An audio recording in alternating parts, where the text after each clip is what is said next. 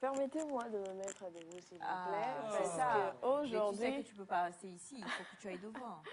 Alors, quand c'est mercredi comme ça, quand les discussions vont de gauche à droite, après nous finissons très bien Nectar avec la rubrique Un auteur, un livre. Et aujourd'hui, nous retrouvons le roman La petite famille. Ça tombe très bien parce qu'aujourd'hui, c'est la journée internationale de la famille. Pourquoi la petite famille? C'est parce qu'on retrouve 5 orphelins qui vont construire une petite famille.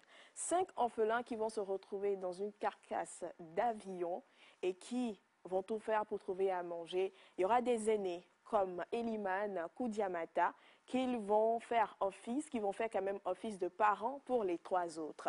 Les 3 autres s'appellent Pendi, Namsa, on a aussi Ndeveui comme ces enfants-là. Qu'est-ce qui va se passer au cours du roman?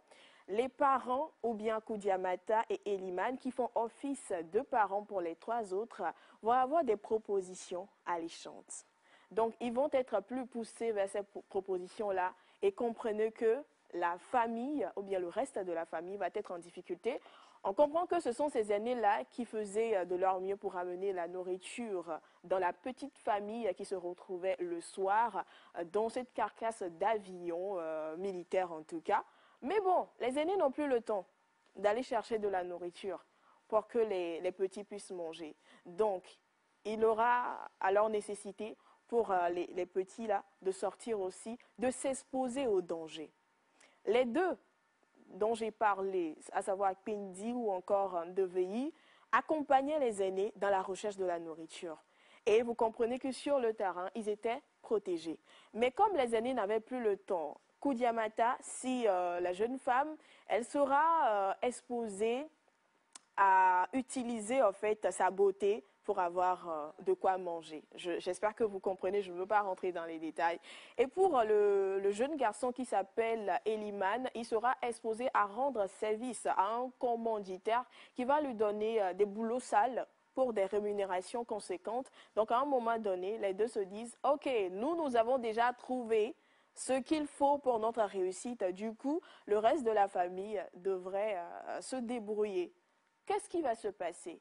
Comment ces 3 autres vont pouvoir s'en sortir? Nous voyons quand même la couverture du roman qui est à l'écran et c'est de Ismaël Béa. C'est le nom de l'auteur. L'auteur, pour en parler, je dirais que c'est la voix des vulnérables, la voix des enfants de rue. Parce que lui-même, il a été enfant soldat. Et dans son premier roman, il a parlé de son parcours. Chemin parcouru, c'est le roman. Et étonnamment, ce roman a été traduit en plus de 40 langues. Vous imaginez, on retrouve la version anglaise, on retrouve la version espagnole et d'autres langues encore. Donc comprenez que c'est un message qui a été passé, un message qui lui a valu aussi d'être jusqu'à maintenant ambassadeur de l'UNICEF pour la cause de tous ces enfants qui ont été touchés par la guerre, à ces enfants qui ont été marqués par les troubles sociaux et tout. Donc on va retrouver Ismaël Béa sur Facebook, on va retrouver aussi sur Instagram et on va aussi le retrouver dans toutes les questions liées aux droits des enfants, aux droits de l'homme et dans les conférences de l'UNICEF, on va aussi retrouver Ismaël Béa. Comme on a l'habitude de le faire dans un roman, un livre ou bien un livre, un auteur, vous savez, on va essayer de découvrir une infime partie de l'histoire. Caméra sur moi, s'il vous plaît. Silence au plateau. Imaginez 5 enfants qui ont vadrouillé tout au long de la journée et qui ont pu trouver quelque chose à manger. Comprenez que c'est un moment de joie.